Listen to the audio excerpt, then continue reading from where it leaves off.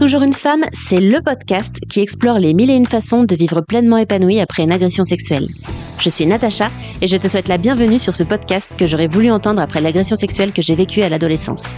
Comme beaucoup de femmes, j'ai cru pendant de longues années que je ne m'en sortirais jamais. Pourtant, aujourd'hui, j'ai une vie pleinement épanouie, particulièrement au niveau de ma sexualité. C'est possible. Seule ou avec mes invités témoins et experts, je donne à chaque épisode des clés pour que toi aussi, tu puisses te créer une vie dans laquelle tu te sentes libre, puissante et épanouie. Bonne écoute. Bonjour, alors aujourd'hui, on va répondre à une question qui est: est-ce que je dois en parler à mes enfants ? C'est une question qu'on m'a posée plusieurs fois et la réponse est: il n'y a pas de réponse universelle, comme beaucoup de questions sur ces sujets-là. Les questions à se poser en fait dans ce cas-là, c'est pourquoi ? Pourquoi on a envie d'en parler ? D'où ça part cette envie d'en parler à ses enfants ? Ça peut être la peur que ça arrive à nos enfants, et donc pour pouvoir prévenir ce truc-là. Ça peut être parce que on a peur que nos enfants le découvrent par hasard et on préférait qu'ils l'apprennent de notre bouche. Déjà, ce qu'il faut comprendre, c'est que dans cette question-là, il y a des nuances. C'est-à-dire qu'on n'est pas obligé de tout dire ou de rien dire. Il y a peut-être des choses qu'on peut dire et d'autres qu'on peut taire si on n'est pas tout à fait à l'aise avec l'ensemble dès le départ. On n'est pas obligé non plus de tout dire d'un coup. On peut y aller par étapes en fonction de l'âge de l'enfant et en fonction de là où on en est nous par rapport à peut-être le degré de dépassement ou à quel point on a digéré ce qu'on a vécu. Voilà, donc déjà, comme pour beaucoup de questions, on peut mettre de la nuance dans cette question. Ensuite, pour moi, il y a quelque chose de très important à communiquer aux enfants, qui est autour de mettre des mots. Le problème du tabou, c'est que du coup, on a beaucoup de mal à comprendre où sont les limites si on n'en parle pas. Si on ne parle pas des potentiels risques, de là où c'est ok et de là où c'est pas ok, bah du coup, les enfants ne sont pas en mesure de poser leurs propres limites et ne sont pas en mesure de comprendre si ce qu'ils vivent est normal ou pas. Donc, dans un premier temps, on peut déjà parler à nos enfants du sujet, sans parler forcément de ce que on a vécu, nous. Ensuite, dans un deuxième temps, ce qu'on peut faire, c'est parler de ce qu'on a vécu, mais avec des mots adaptés à l'âge de l'enfant. C'est-à-dire que on va peut-être pas forcément utiliser les mêmes mots avec un enfant de 6 ans et un enfant de 15 ans. Un enfant de 6 ans n'est pas en mesure de comprendre l'étendue de ce que peut représenter une agression sexuelle, quand un enfant de 15 ans, un enfant de 15 ans est plus en mesure de comprendre la sexualité, les limites, etc. Néanmoins, en ce qui me concerne, moi j'ai choisi de parler de consentement dès le plus jeune âge. Mes enfants, et ça je vous le donne si vous le faites pas déjà, mes enfants depuis qu'ils sont tout petits, dès qu'ils ont été en âge de jouer, je leur ai proposé de jouer au jeu des guilis. C'est-à-dire que on joue au guili, il y en a un qui chatouille l'autre, et quand l'autre dit stop, on s'arrête immédiatement. Il n'y a pas de je continue, il n'y a pas de ah j'ai pas entendu. Non, le jeu c'est je chatouille et quand tu me dis stop, arrête, non, hop, on lève les mains et on ne touche plus. La personne elle dit tu peux recommencer et là on rechatouille. Donc ça part toujours d'un consentement, vas-y tu peux y aller, je chatouille et quand on me dit non ou stop, hop, on arrête. Et le jeu consiste à arrêter. C'est un jeu et ça commence à préparer à l'idée du consentement. Donc ça, c'est quelque chose qui marche très bien. En plus, ça crée énormément de complicité avec les enfants. Et ensuite, on échange les rôles, évidemment. C'est l'enfant qui va chatouiller et c'est nous qui allons dire stop. Donc ça apprend d'une part, lui, à faire respecter ses limites, à lui faire comprendre que son corps, c'est son corps. Et c'est lui qui décide pour son corps. Et ça lui apprend également à respecter les limites de l'autre. Quand quelqu'un dit non sur son corps, on doit respecter absolument son nom. Voilà pour la partie consentement. Ensuite, l'âge passant, j'ai commencé à dire que donc mes enfants étaient assez jeunes.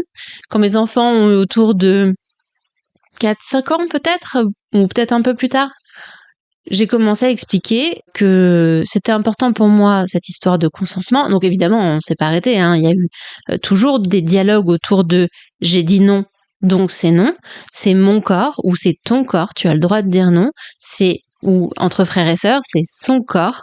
Donc s'il te dit non, c'est non et on s'arrête. Et puis, en évoluant, j'ai commencé à expliquer que quand j'étais jeune, il y a un garçon qui a pas respecté mon consentement et ça m'a fait beaucoup de mal. Ça m'a créé du mal, ça m'a fait souffrir, ça m'a fait souffrir dans ma vie et que c'est pour ça que c'est important pour moi. Et plus on grandissait, plus on introduisait des mots sur les choses qu'ils étaient en mesure de comprendre, et plus le discours s'affine. Aujourd'hui, ma fille est née à 9 ans, et elle connaît les mots d'inceste, d'agression sexuelle, de consentement, tels quels. Elle connaît les noms des parties du corps telles qu'elles sont, c'est-à-dire chez une femme, on va pas parler de nénette, ou juste de vagin, puisque le sexe d'une femme ne se résume pas au vagin. Elle connaît les mots vulve, vagin, grande lèvre, petite lèvre, clitoris, etc., etc. Donc elle sait nommer les choses. Et pour ça, je pourrais vous recommander des livres, je les mettrai dans la description de cet épisode.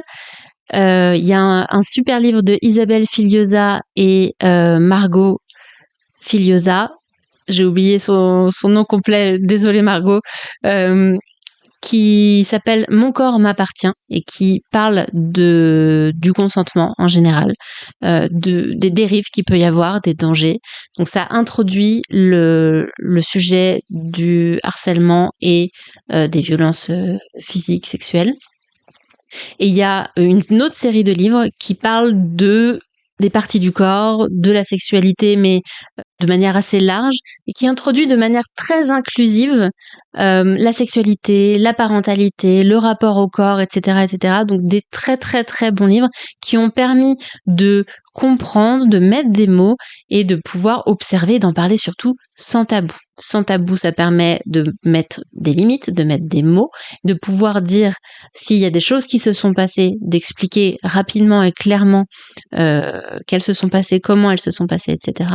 Et de pouvoir lever la honte d'en parler. Si quelque chose s'est passé, on sait que le sujet est un sujet qu'on peut aborder et qu'on peut rapidement aller voir une personne de confiance, que ce soit un parent, un professeur ou n'importe qui d'autre. Voilà pour cette partie-là. Ensuite, si on a vraiment envie d'expliquer ce qui nous est arrivé, comme je le disais, le tout, c'est d'adapter son discours à ce que l'enfant est capable de comprendre, à ce que l'enfant est capable de gérer à son âge.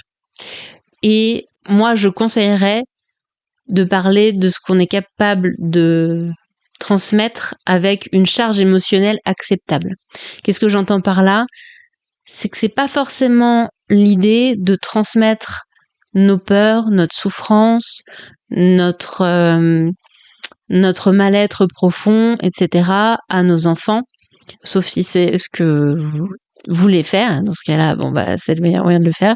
Mais sinon, l'idée, c'est de pouvoir, selon moi, transmettre ce qui est important pour nous, donc potentiellement mettre en garde sur certaines choses, pouvoir préparer nos enfants à pouvoir à la fois respecter les autres et se faire respecter soi-même, en partageant notre expérience personnelle. Dans ce cas-là, on peut exprimer que ça nous a fait du mal sans arriver avec un package d'émotions qui risque de complètement déborder et que l'enfant ne sera pas capable de gérer et donc qui risque de le perturber plus que de l'aider. Voilà pour ce sujet-là. J'espère qu'il a répondu à la question de la personne qui me l'a envoyé. Si vous avez d'autres questions à ce sujet ou sur d'autres questions, je les attends sur Instagram. Vous pouvez me mentionner sur une story avec vos questions ou en message privé et je me ferai un plaisir d'y répondre. Je vous remercie pour votre écoute et à très bientôt. C'est la fin de cet épisode. Je te remercie pour ta chaleureuse écoute. Si tu veux être informé des prochains épisodes ou en savoir plus sur comment j'aide les femmes ayant vécu une agression sexuelle à se créer une vie dans laquelle elles se sentent libres, puissantes et épanouies, rejoins ma newsletter sur toujoursunefemme.fr/newsletter. Tu retrouveras le lien en description. Je t'envoie tout mon amour et à très bientôt.